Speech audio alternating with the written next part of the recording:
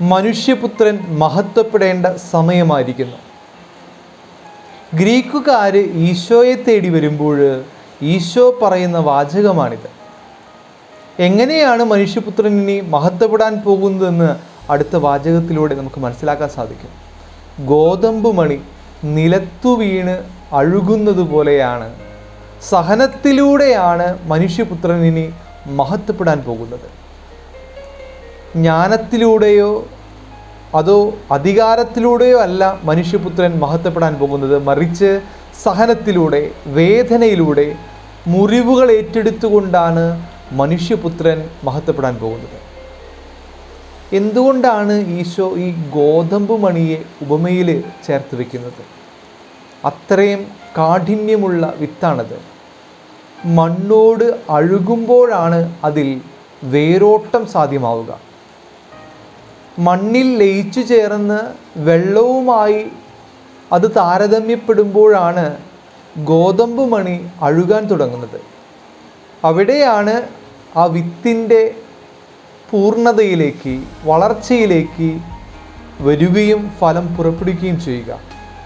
സഭയിൽ ഇന്ന് മരിയ ഗുരുത്തിയുടെ തിരുനാൾ ആഘോഷിക്കുകയാണ്. അലക്സാണ്ടറിന് മുമ്പിൽ ഒരിക്കലും പാപത്തിനു കീഴടങ്ങാതെ ദൈവത്തിനു വേണ്ടി, ദൈവത്തിൻ്റെ കൂടെ ആയിരുന്ന വിശുദ്ധ. ഇന്നത്തെ കാലഘട്ടത്തിന് എന്നും ഒരു വലിയ ചലഞ്ചിങ് ആയിട്ടുള്ള ഒരു വിശുദ്ധയാണ് മരിയ ഗുരുത്തി.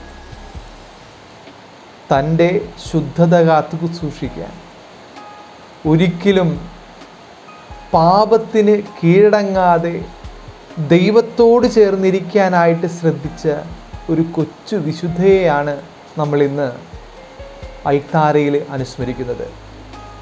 വിശുദ്ധ മരിയ ഗുരുത്തി ഓരോ യുവജനങ്ങൾക്കും ഇന്നൊരു മാതൃകയായി വെല്ലുവിളി ഉയർത്തി നിൽക്കുകയാണ്.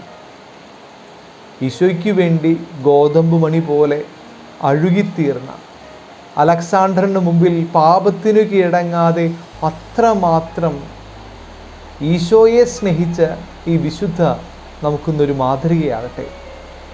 ഗോതമ്പ് മണി പോലെ അഴുകിച്ചേരുമ്പോഴാണ് ഞാനെന്ന വിത്ത് ക്രിസ്തുവിനോട് ചേർന്നിരിക്കുമ്പോൾ മാത്രമാണ് എന്നിൽ ഫലം പുറപ്പെടുവിക്കാൻ സാധിക്കുകയുള്ളൂ. അല്ലെങ്കിൽ ചിലപ്പോഴൊക്കെ മുളച്ചു പൊങ്ങാൻ സാധ്യതയുണ്ട്, പക്ഷേ ഫലം എത്രത്തോളം പുറപ്പെടുവിക്കുമെന്ന് നമുക്കൊരു പിടിയും കിട്ടില്ല. ഈശോയോട് ചേർന്നിരിക്കുക.